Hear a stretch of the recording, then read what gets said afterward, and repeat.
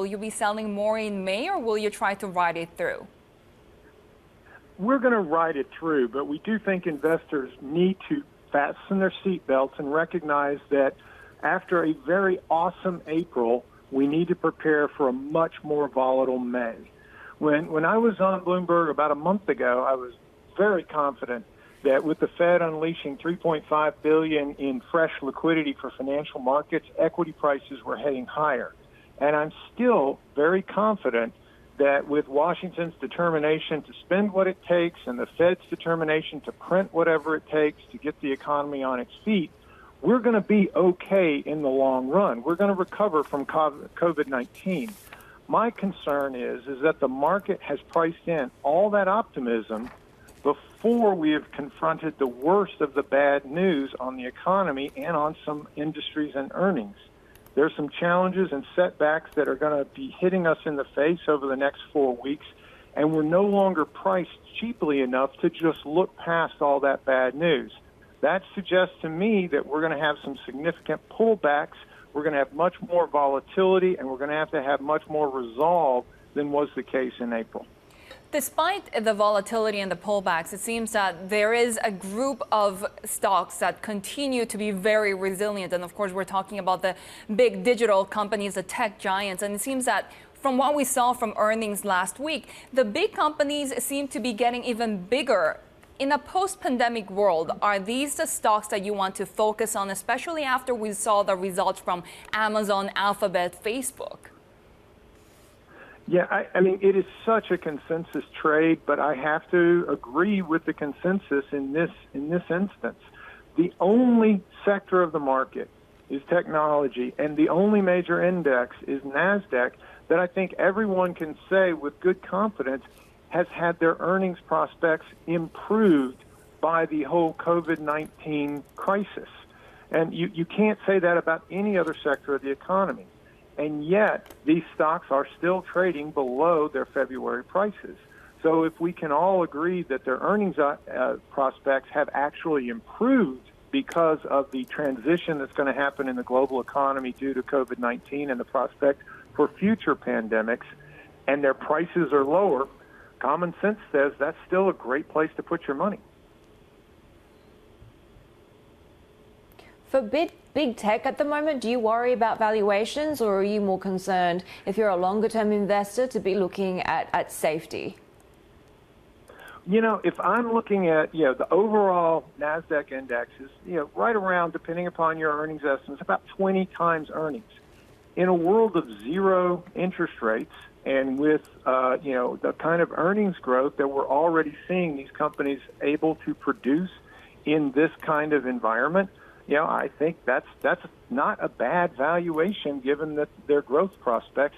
And as you said, they happen to also combine the good earnings growth with the best earnings visibility in the marketplace. 20x doesn't strike me as overly expensive in that environment. Michael, we may have seen a bottoming out or maybe the start of a nascent recovery when it comes to oil and the energy sector with the curbs taking place as of Friday, and of course watching this recovery in places like China and around the rest of the world as we start to reopen. But is that really just a good time to sell out, to close out your positions when it comes to anything energy related? I do believe energy was the best performing sector in the marketplace in the month of April, and I don't see a rationale for that, quite frankly. I actually believe that even if we saw energy prices and oil prices return back to $40, $50, $60 a barrel, I'm not really sure that will save the energy sector long term, and I'll explain why. Elon Musk taught us over the last 5 or 6 years that electric car ownership is something we got to experience, and we liked it. And what COVID-19 and the quarantine has showed us is what the world would be like without the smog and pollution caused by internal combustion automobiles. And we like that too. From Tokyo, you can see Mount Fuji for the first time in how long? You can see the hills in Beverly Hills. You can, San Francisco, all around the world, people are seeing the dramatic impact that daily commute in an internal combustion automobile has meant to quality of life. This is a complete, prediction on my part, and it could be wrong, but I believe starting in California and probably moving around the world, there will be increasing restrictions on the use of internal combustion automobiles in inner cities. There'll be more restrictions on what you can when you can commute in with your internal combustion automobile. Cities will fight to preserve what they have seen in terms of their environmental impact of not having internal combustion engines. And that's a huge source of energy demand. This is a 5-10 year trend. This is something that obviously for the next year or two will have almost no impact on the demand for oil. But when investors see the writing on the wall, they run for the exits. And after a 30% rally, I personally would hit the bid. And what about the fact that the Trump administration seems determined to save the oil industry here? Not to mention that you have the Fed now backstopping high-yield corporate debt. So how much support will all of those measures really supply this industry? I do think that the Fed in particular can prevent the kind of default cycle that we would otherwise see in the energy patch. But President Trump has got to get any kind of bailout for the energy sector through the House of Representatives.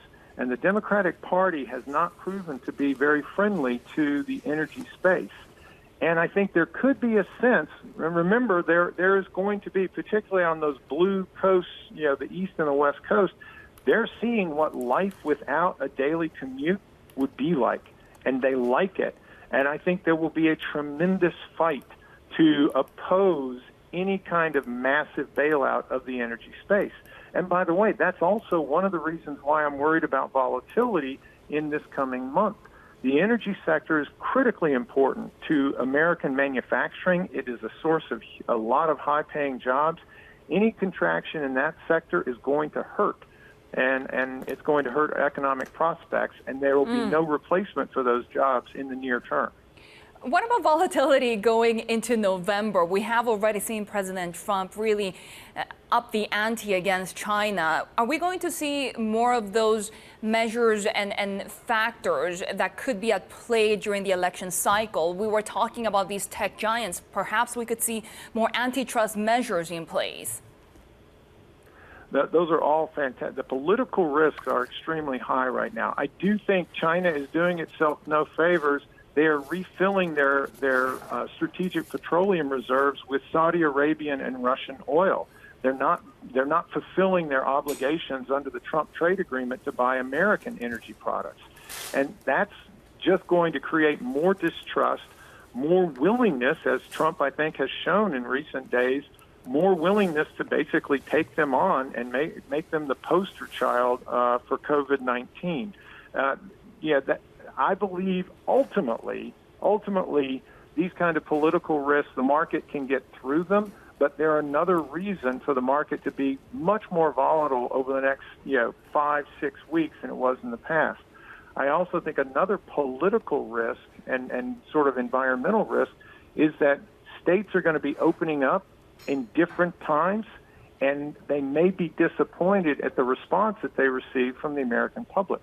Polling is saying about 70% of Americans will be reluctant to leave their homes.